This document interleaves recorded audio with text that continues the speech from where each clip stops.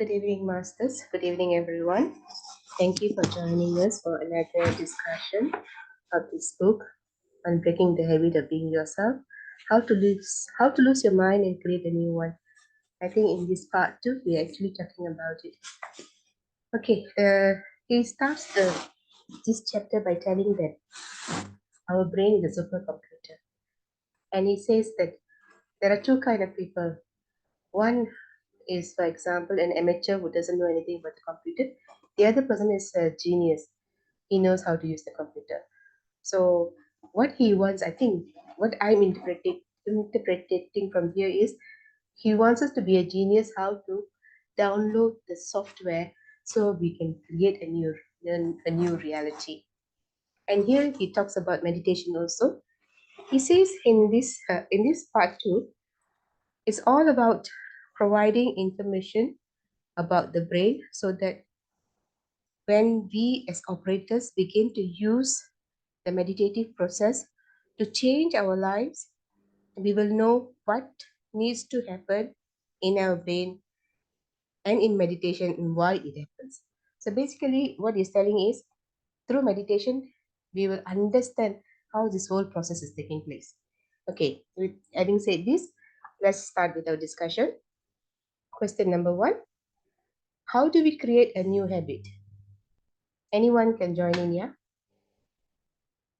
How do we create a new habit?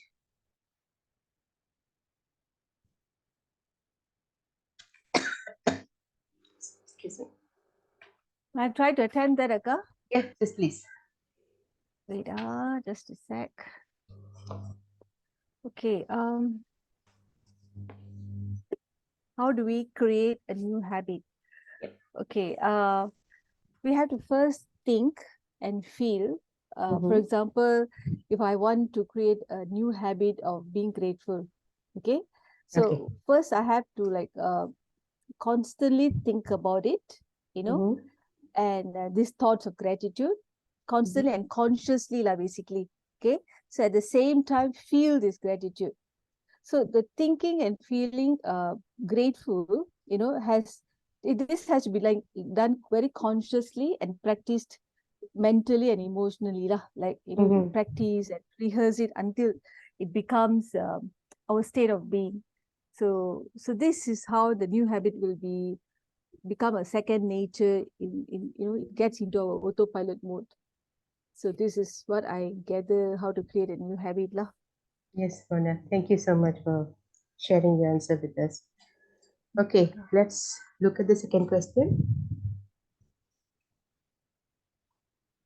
The author says to break the habit of being ourselves, we need to understand the functions of three brains. Okay, so what we're going to do is we're going to look at how this three brain works. So how does the thinking brain works? Saras, would you like to take this question?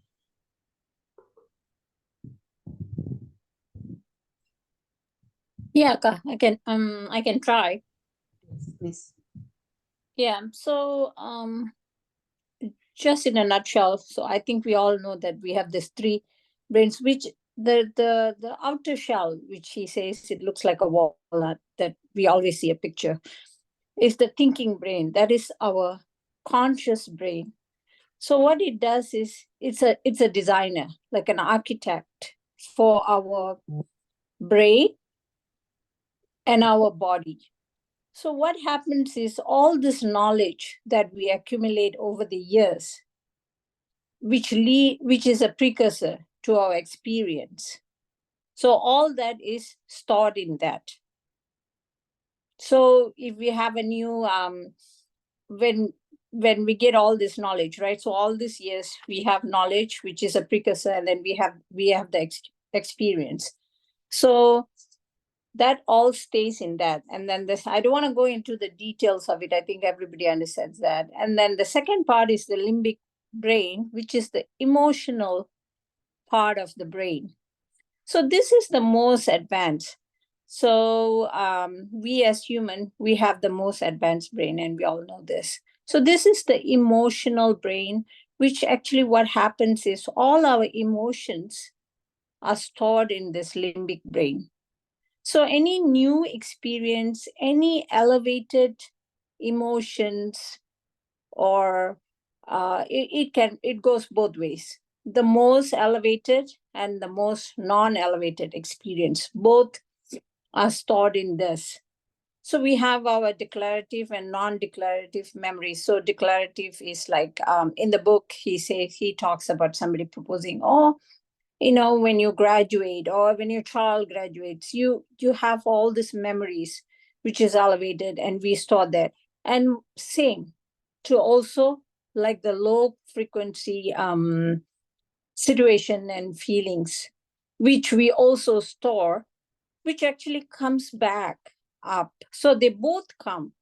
So what we want to do is try to overcome the low frequency feelings, not to overcome what we have. And pretty much what he's saying is clean out this, erase all this and start on a new slate. So an experience is for the body. So we experience a feeling of joy, heat, all those is experience. Knowledge is at the mind level. So all this happens in the limbic brain, the emotional brain. So when we go one step higher with human, we have the cerebellum, which is the subconscious mind, which is also when you compare it to a computer, it's a microprocessor. So this is like where all the coordination, the balance, the movement, emotional reactions, reflexes, non-declarative memories are stored. So what happens is, what he's trying to say is, we as human, we can surpass our like thinking, being, and doing, right? So he's saying, if we, with our own practices, practice such as only high frequency thoughts, knowledge, which we get through reading, meditation, being with nature, we can go from thinking and surpass doing and go to being and creating a new mind, new thoughts, by using just our brain. Because our brain, which is our mind, is knowledge, and the experience is the body. But like for his example of driving, so we are just doing that subconsciously. So we do this consciously. For example, like when we say we want to create new habits, so we have to be in sync with knowledge and the experience, which means the mind and the body has to be in sync. They have to work together. So in simple terms, this is my own analogy. So if I want to be healthy, I cannot just tell my mind I want to be healthy, but then my body is just doing unhealthy things. Okay, maybe not exercising, not eating right, and not being in nature, not meditating. So then they become unsynced. So this is not going to happen. So this is where the brain comes into play, which is the microprocessor, which is the cerebellum. That is our subconscious mind. So in a nutshell, what he's saying is, tap into your subconscious mind by being mindful and conscious. That's my understanding. Thank you, Saras. You have explained it so beautifully. Even I had a tough time to explain it, and you have done it a wonderful job. You have done a wonderful job. Thank you. Thank you so much, dear. Thank you, Ka. Okay, let's go to the next question.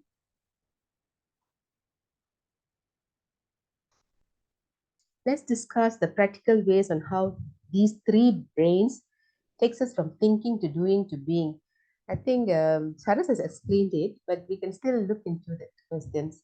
Anybody want to say? Anybody wants to share All this.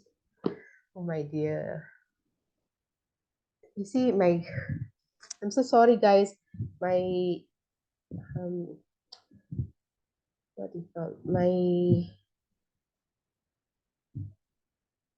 Zoom is having problems. It's asking me to upgrade now, which I can't do. So can we just go out and come in again? I know it's a bit difficult, but please do it. Okay. Please go out and come again. Okay.